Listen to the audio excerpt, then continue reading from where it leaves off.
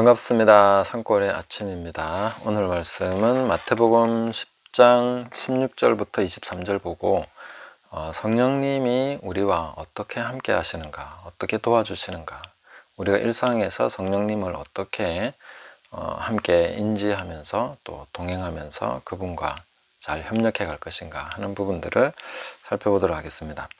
자, 말씀 보라, 내가 너희를 보냄이 양을 이리 가운데로 보냄과 같도다. 그러므로 너희는 뱀같이 지혜롭고 비둘기같이 순결하라. 사람들을 삼가하라. 그들이 너희를 공회에 넘겨주겠고 그들의 회당에서 채찍질하리라. 또 너희가 나로 말미암아 총독들과 임금들 앞에 끌려가리니 이는 그들과 이방인들에게 증거가 되게 하려 하심이라. 너희를 넘겨줄 때에 어떻게 또는 무엇을 말할까 염려하지 말라. 그때 너희에게 할 말을 주시리니 말하는 이는 너희가 아니라 너희 속에서 말씀하시는 이 곧 너희 아버지의 성령이시니라. 장차 형제가 형제를 아버지가 자식을 죽는 데에 내어주며 자식들이 부모를 대적하여 죽게 하리라. 또 너희가 내 이름으로 말미암아 모든 사람에게 미움을 받을 것이나 끝까지 견디는 자는 구원을 얻으리라. 이 동네에서 너희를 박해하거든 저 동네로 피하라. 내가 진실로 너희에게 이르노니 이스라엘의 모든 동네를 다 다니지 못하여서 인자가 오리라. 아멘. 자, 우리가 성령님에 대해서 생각할 때 과연 지금 현재 나와 함께 계신데, 내 안에 계신데 무엇을 도와주시고 나와 함께 하시는 것을 어떻게 하고 계신가 하는 부분에 대해서 우리가 상당히 의구심을 가지고 또 궁금한 부분도 있으리라고 생각합니다. 실제로 성령님은 우리가 생각하는 것보다 훨씬 많은 부분에서 우리를 도와주고 계시고 지금도 여전히 함께 하시면서 역사하고 계십니다. 근데 우리가 성령님을 잘 인지하지 못하고 또 인정하지 못하고 그러므로 말미암아 또 그분께 적당한 자리를 내드리지 못함으로 해서 우리가 그 도우심에 대해서 잘 모르고 또 좀 필요한 도우심을 우리가 잘 받지 못하는 경우도 있다. 그런 경우도 우리가 있기 때문에 성령님을 더 철저하게 인정하고 또 그분이 어떻게 일하시는가 하는 것을 이해함으로써 더 잘 협력할 수 있도록 그렇게 나가면 좋겠습니다. 그러면 어떤 부분에서 성령님은 우리를 도와주시지 않는가? 완전히 안 도와주신다기보다는 어떤 다른 목적을 위해서 우리가 이해할 수 없는 더 큰 목적을 위해서 허용하실 수 있는 부분들이 있습니다. 그게 뭐냐면은 이제 공회에 넘겨주는 이런 부분에서 내가 잡혔네, 내가 채찍질을 당하네, 육체적인 고통을 당하고 끌려가고 하는 이런 부분에서 성령님이 특별히 안 도와주실 때가 있다. 물리적 영역에서 그것은 18절 하반부에 보면 이는 그들과 이방인들에게 증거가 되게 하려 하심이라. 증거가 되도록 하기 위해서 이런 부분들을 일부 허용하실 때가 있습니다. 물론 사건, 사고로부터 우리를 지켜주실 때도 분명히 있습니다. 그러나 또 어떤 이유로 말미암아 허용하실 때가 있고 또 우리가 어떤 경우는 불순종으로 말미암아 그 어떤 범위를 벗어나서 당하게 되는 경우도 있습니다. 그래서 이런 부분들은 우리가 잘 좀 배워야 될 그런 영역이라고 생각을 합니다. 그래서 이런 부분에서 성령님이 왜 안 막아주셨냐 하는 원망을 하기보다는 오히려 그 과정 속에서 그런 일을 만약에 겪게 된다면 또 앞으로 우리가 핍박이나 환난이나 끌려가는 것이나 사로잡히는 것이나 채찍질이나 위협이나 공격을 받을 수 있지 않겠습니까? 그런 경우에 우리는 어떻게 해야 되는가? 그걸 이제 이 말씀을 통해서 우리가 더 살펴보면서 성령님이 하시는 것에 더 초점을 맞추고 실제적인 도우심과 이 성령님과 함께 행함으로써 뭔가 오히려 그걸 통해서 더 크고 선한 일을 이루게 되는 그런 일로 나가야 되지 않겠습니까? 잘못하면 우리는 왜 내가 이런 일을 겪어야 돼 하면서 자꾸 위축되거나 원망하고 불평하고 그래서 낙심해버리고 슬픔에 잠겨있고 이렇게 되기 쉽다는 거죠. 우리 이 과정 속에서 오히려 성령님을 의지해서 일어나서 더 큰 목적, 더 아름다운 목적, 그것을 이루어갈 수 있도록 그렇게 나가야 되겠습니다. 자, 그러면 하나하나 살펴보면 이런 부분을 볼 수 있습니다. 자, 내가 너희를 보냄이, 보내시면서 이렇게 말씀하시죠. 너희는 뱀같이 지혜롭고 비둘기같이 순결하라. 예. 자, 그러면 뱀같이 지혜롭고 비둘기같이 순결하라 했을 때에 우리가 어떤 기대를 해야 되겠습니까? 이 부분에 대해서 성령님이 우리로 하여금 이런 것들을 이해하고 깨달아 가도록 도우실 것이다. 예, 그 부분을 기대하는 것이죠. 우리가 주님의 말씀에 순종하면서 가다 보면 항상 그 성령의 도우심, 성령의 그 서포트가 있습니다. 역사하시고 함께 하시는 그런 내용들이 있습니다. 그래서 가라 하실 때 내가 너희와 항상 함께 있을 것이다. 그냥 보내시지 않는 거죠. 우리 보고 등 떠미는 분이 아니라는 거죠. 함께 가시는 분이라는 거죠. 심지어 앞서가서 뭔가를 준비하시는 분이신 거죠. 그래서 우리가 순종해서 가면은 반드시 이 말씀하신 이런 내용들이 우리 가운데 실제가 되간다 하는 것을 이해해야 됩니다. 그러면 우리는 뱀과 같은 지혜를 터득하게 되는 거죠. 뱀의 지혜는 이 세상의 지혜를 능가하는, 그 세상에서 지혜로운 뱀, 그리고 세상에서 이렇게 아주 뭔가 효율적으로 해내는 그런 지혜들이 오히려 우리가 뱀 같은 지혜로서 더 넘어서게 되는 것입니다. 특히 아담을 넘어뜨린 게 뱀 아닙니까? 아무 문제가 없는데 그것을 아담에게 질문을 통해서 허점을 만들어내고 그걸 파고들어서 그걸 무너뜨리는 이런 걸 보면은 뱀 같은 지혜라는 것은 참 놀라운 지혜입니다. 그래서 우리가 성령께서 이런 지혜를 우리에게 가르쳐 주실 것이다. 근데 이 뱀 같은 지혜를 추구하다 보면 진짜 뱀처럼 돼버릴 수도 있지 않겠습니까? 그래서 또 비둘기같이 순결하라. 비둘기 같은 순결함을 우리에게 가르치시고 가질 수 있도록 그렇게 인도하실 것이다. 그러면 이제 순종하면서 가면 이런 일들은 성령님이 하시는 일입니다. 내가 뭐 뱀 같은 지혜를 갖춰야 돼 해서 뭐 뱀을 연구하고 막 이렇게 되는 것이 아니라, 물론 그거 필요할 수도 있습니다만은 그런 것보다는 성령님이 이 지혜와 이 순결함을 담보하시고 우리에게 가르치신다 하는 거죠. 그리고 사람들을 삼가하라 하셨습니다. 이 명령을 우리가 신중하게 받는다면은 사람을 분별할 수 있는 은혜도, 그런 능력도, 분별력도 성령께서 우리에게 주실 것이다 하는 것을 기대할 수 있습니다. 그래서 사람들을 삼가해서 사람들이 우리에게 어떻게 할 것인데, 만나는 사람들마다 우리가 보면서 성령께서 뭔가 사람들을 분별되게 하시고 내가 가까이 해야 될 사람, 어느 정도 우리가 좀 거리를 둬야 될 사람, 이런 사람들을 분별할 수 있도록 도우실 것이다 하는 것을 기대할 수 있다는 거죠. 근데 잡혀가는 거는 오히려 피하라고 말씀하시죠. 23절에 보시면 이 동네에서 너희를 박해하거든 저 동네로 피하라. 그러니까 하나님의 때가 아닌데 잡힐 필요는 없습니다. 루마니아의 그 리차드 원브란트 목사님 보면은 우리가 뭐 마지막 때 혹은 환란의 때에 자꾸 죽을 것만 생각하는데 그러지 말라고 얘기합니다. 어떻게 하라고 얘기하느냐면 오히려 잡히지 않고 지혜롭게 사역할 수 있는 것을 생각하라고, 안 잡히는 방법을 생각하라고. 물론 잡히게 되면 또 담대하게 가겠지만은 그 전까지는 일부러 미련하게 막 잘못해가지고 꼬리 잡혀가지고 잡히지 않도록 지혜롭게 행동을 해야 된다 하는 것이죠. 그래서 주님께서도 피하라고 말씀하셨으니까 무조건 잡힐 것만 생각하지는 마시라는 것입니다. 자, 그리고 또 도와주시는 부분들이 무엇입니까? 이제 두려워하지 않고 가서 그때에 너에게 할 말을 주신다 하는 것입니다. 염려하지 말라는 것입니다. 성령님이 어디 가셨나? 내 두드리 맞고 있는데, 채찍이 맞고 있는데 하나님 왜 안 도와주십니까? 막 원망할 수 있죠. 그럼 그거는 견디라고 얘기하십니다.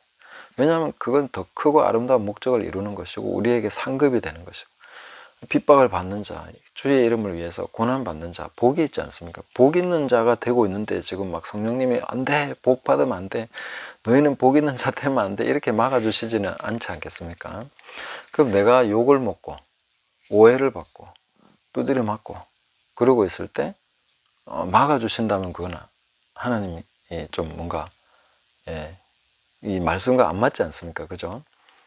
핍박받는 자가 복이 있는데 왜 복을 막으시겠습니까? 그거는 우리가 좀 오해하는 것 뿐이죠. 하나님이 왜 나를 버리시나이까? 이렇게 생각하는데 그거 절대 아니라는 겁니다. 복을 받도록 허용을 해주시고 계시고, 내가 그걸 깨닫고 알기만 한다면 실제로 정말로 내가 지금 은혜를 받고 있구나. 그리고 성령님이 어디 가신 게 아니라 함께 계신다는 것입니다. 채찍에 맞을 때도 함께 계십니다. 어디 도망가시지 않습니다. 성령님이 뭐 채찍이 무서워가지고 잡아 죽이려고 하는 사람들 무서워서 도망가시는 분이십니까? 우리와 함께 하시고 오히려 담대함을 주시고, 그 다음 뭐라고 하십니까? 할 말을 너한테 주시겠다. 무슨 말 해야 될지 걱정하지 마라. 참 이거는 우리가 환난이나 곤란한 경우를 당해보지 않은 사람은 모릅니다.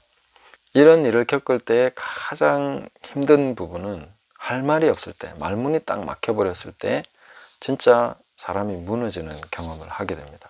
그래서 그때 할 말이 생각나는 거죠. 논리와 어떤 근거와 합리적인 그 말로서 그냥 상대방을 압도해 버리는 것이죠. 그런 것을 할 수 있도록 성령께서 함께 하신다는 것입니다. 그래서 말하는 이는 너희가 아니라 너희 속에서 말씀하시는 이 곧 너희 아버지의 성령이시니라. 딱 여기서 성령님을 정확하게 예수님께서 언급을 하시면서 명확하게 이 부분을 가르쳐 주십니다. 성령님이 함께 계신다. 너가 그렇게 맞고 당하고 있을 때 성령님이 어디 가신 거 아니다. 너 안에 계셨다. 너가 가장 곤경에 처해서 궁지에 몰려서 할 말이 없는 그 지점에 이르렀을 때에 성령께서, 너희 아버지의 성령께서 너한테 할 말을 주신다. 그때에 그 말을 하면 된다. 그 말이라는 것은 엄청난 위력이 있는 말입니다. 나를 핍박하는 상대에게도 엄청난 증거가 되는 말이고, 나에게 있어서도 그 어떤 합당한 말이 내 입에서 나왔을 때에 그 분위기와 상황들을 압도해버리는 그런 것이 있습니다. 그래서 이 환난 중에 우리는 항상 그런 것을 기대할 수 있다는 것을 우리가 보면서, 성령님이 늘 나와 함께 계시는구나 하는 것을 우리가 알 수 있습니다. 그리고 이어지는 말씀을 보면 형제가 형제를, 아버지가 자식을 죽는 듯 내주고 자식이 부모를 대적하여 죽게 합니다. 자, 이것은 가족조차도, 형제조차도 가장 친밀한 그 아버지와 자식 간에 있어서도 이것이 분열되고 완전히 깨지는 이런 상황에서, 이 배신을 잇는 이런 상황 속에서 성령님은 결코 떠나지 않으신다는 겁니다. 하나님께서 늘 함께 계신다는 것입니다. 끝까지 견디는 자는 구원을 받는다. 너희가 내 이름으로 모든 사람에게 미움을 받을 것이지만, 모든 사람이, 이 말은 다르게 보면 모든 사람이 너를 버려도 나는 너를 떠나지 않아 라는 그 약속의 말씀인 것입니다. 볼지어다 세상 끝날까지 내가 너희와 항상 함께 있으리라. 항상 한순간도 떠나지 않으시고 함께 계신다. 그러니까 끝까지 견뎌라 라고 말씀해 주시고 있는 것입니다. 부모님조차 너를 버릴지라도 나는 너를 버리지 않는다 라고 주님이 약속해 주신 대목인 것입니다. 그래서 평소에 성령님이 어디에 계시나 이런 걸 우리가 생각하고 있다면 항상 함께 계십니다. 그러면 이 장면은 우리가 극단적인 상황에서 우리가 성령께서 함께 하신다는 것을 알 수 있는 것이고, 그럼 평소에는 어떻게 알 수 있겠습니까? 평소에는 우리가 성경을 읽으면서 하나님 말씀대로 살아야 되겠구나 라는 생각이 듭니다. 내가 이 말씀대로 순종해야지 하는 생각이 듭니다. 그런 것이 다 성령님이 하시는 일입니다. 내가 무슨 경건해가지고 말씀대로 살아야지 이런 생각을 하겠습니까? 그 마음은 성령이 주시는 마음이고, 그것은 아버지께서 주시는 은혜입니다. 그럼으로써 하나님이 나와 함께 계시는구나 하는 것을 확인하시면 됩니다. 이런 마음이 나에게 있구나. 그건 성령님이 주신 것이죠. 그리고 그냥 내가 어떤 사람을 용서해야 되겠구나, 저 사람을 사랑해야 되겠구나, 섬겨야 되겠구나, 저에게 뭔가 위로의 말을 해줘야 되겠구나, 이런 것들이 전부 다 어디서 오는 것입니까? 전부 다 성령님이 주시는 것입니다. 그냥 내가 뭔가 이렇게 사람이 돼가지고 어느 날 내가 뭐 굉장히 수준이 높아져 가지고 그렇게 되는 것이 아니라 바로 성령께서 우리에게 그런 마음을 끊임없이 하나님의 뜻대로 행할 마음을 주시고 이웃을 사랑할 마음 주시고 성경대로 실천하고 싶고 순종하고 싶고 그것이 뭔가 이루어지는 것을 보고 싶고 하는 그런 경건한 마음, 아버지의 뜻을 행하고자 하는 마음, 이런 것들이 전부 다 성령이 우리와 함께 하심으로써 일어나는 일들입니다. 그러니까 성령님이 어디 계십니까? 그런 질문 하지 마시고 정말로 지금 얼마만큼 나에게 가깝게 친밀하게 역사하고 계신가? 내 생각보다 더 빠르게 내가 뭔가를 인지하기도 전에 성령께서는 나에게 그런 마음을 주시고 그런 뭔가를 자꾸 행하고 계십니다. 그리고 내가 죄로 달려갈 때나 어떨 때나 그런 부분에 대해서 경각심을 주시고 양심을 일깨워 주시고 하시면서 성령님은 우리를 끊임없이 인도하고 계시고 가르치고 계신다 하는 것을 기억해야 되겠습니다. 그걸 깨달아야 되겠습니다. 그래서 성령님이 딴 데 계신 거 아니라 지금 내 안에 계십니다. 할 말을 주실 것인데 그때 말하는 그분은 너희 안에 계신 그 아버지의 성령님이시다 라고 예수님이 꼭 집어서 말씀해 주시지 않습니까? 평소에 우리와 함께 하시는 그 성령, 평소에 나를 인도하시고 동행하시는 성령님께서 가장 극한에 이르렀을 때 내가 말문이 막히는 그 지점에서 할 말을 생각나게 하시고 그렇게 너에게 할 말을 주실 것이다 하는 것을 약속해 주고 계신 것입니다. 그러니까 일상에서 가장 궁극에 몰리는, 죽음 직전에 몰리는 그 상황에서도 성령님은 여전히 함께 계시고 아버지가 자식을, 자식이 아버지를 배신하는 그런 상황 속에서도 성령님은 떠나지 않으시고 배신하지 않으시고 함께 계신다 하는 것을 우리가 반드시 기억하고 그 성령님을 믿음으로써 더 아버지께 감사와 찬양을 드리시고 성령으로 말미암아 또 예수님을 더 알아가고 예수님께 더 집중하고 이 말씀을 또 깨달아가면서 성령으로 말미암아 행할 능력도 주시고 실천할 마음도 주시고 성령님이 다 하고 계신 것입니다. 풍성한 성령의 그 임재 안에 우리는 살아가고 있는 중입니다. 그래서 이 메시지를 듣는 순간에도 저 말이 맞아, 저렇게 나도 하고 싶어, 이런 모든 것이 다 성령님이 하시는 것입니다. 그냥 내가 자연스럽게 되는 것이 아닙니다. 그 성령의 은혜가 아니면 그런 생각조차 할 수 없습니다.